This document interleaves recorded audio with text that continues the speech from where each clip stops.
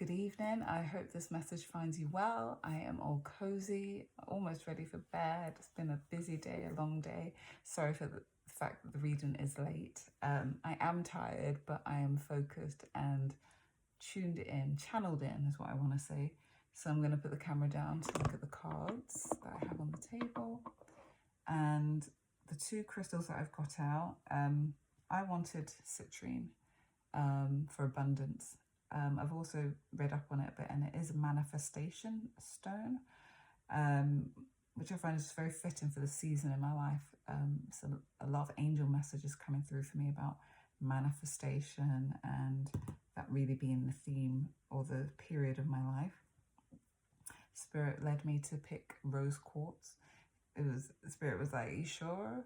With citrine, only that?" And I'm like, well, that is what I wanted, truth be told, abundance. I want the abundance of the fullness of my true self. I want the abundance of the realization of who I truly am and who you truly are. Oneness with God and everything that is. That's what I want. But of course, we cannot forget love. And that is why love is here.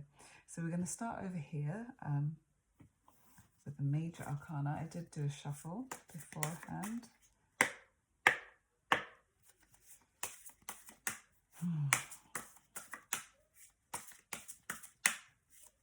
I always want to pull a card for you first, so Spirit's telling me to pull for myself, but the compromise is that I pick a card from the top for me and one from the bottom for you.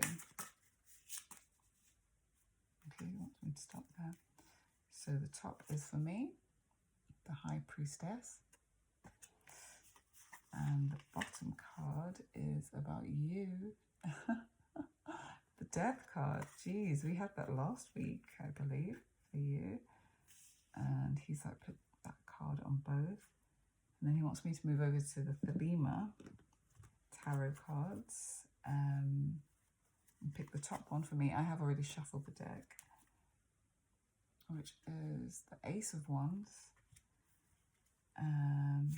See if I can pick the top one for you or shuffle.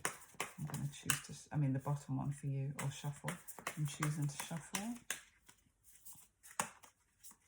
I had a few flyers actually come out of the deck when I was shuffling earlier, just to make you aware. Not that I believe they've got anything to do with you.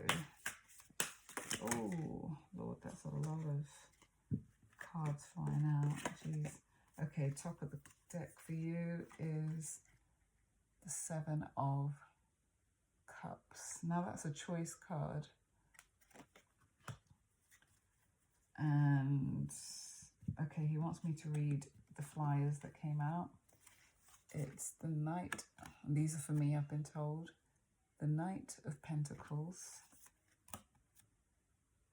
the Queen of Pentacles, the Eight of Swords,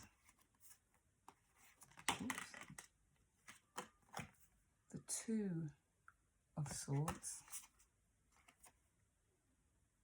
the Five of Swords,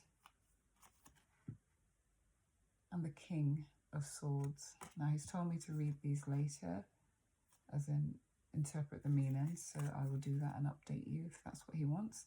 So I'll put those to the side. He wants me to leave them upright with the abundance stone on top. So I don't think you can see them in the frame. Let me put them over here.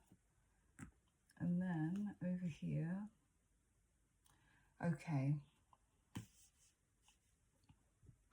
Seeing the Death card for you, I think the word in my head is transition.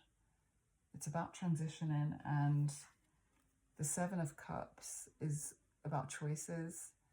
The imagery of the person is the sat, knees hugged to their chest in contemplation. And it looks like there's a bit of anxiety, a bit of concern, but clearly there's something to deliberate over.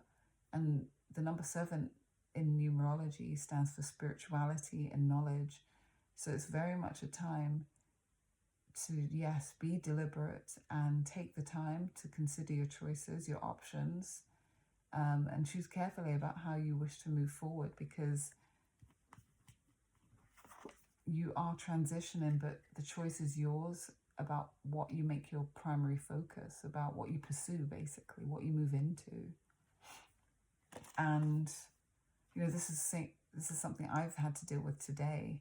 And move the camera towards me, but I've had to choose, how am I stepping forward? What am I making the priority? Because although there may be 2 or 3 cups that have meaning to me or that I want to pursue, the truth of the matter is that there's only one I can wholeheartedly give myself to. And I've had to accept that. For me, it's education, educating our children. So what comes up for me in terms of using, you know, the number 7 and its connection to spirituality and knowledge, is what came up in my mind was me being the high priestess. You know, that the encouragement, the word for you really is to draw from the guidance, the insight, and the knowledge I'm giving you, that I'm receiving, because you're not in the dark here. The knowledge I have is enlightened, right? It's coming from intuition, it's coming from source. So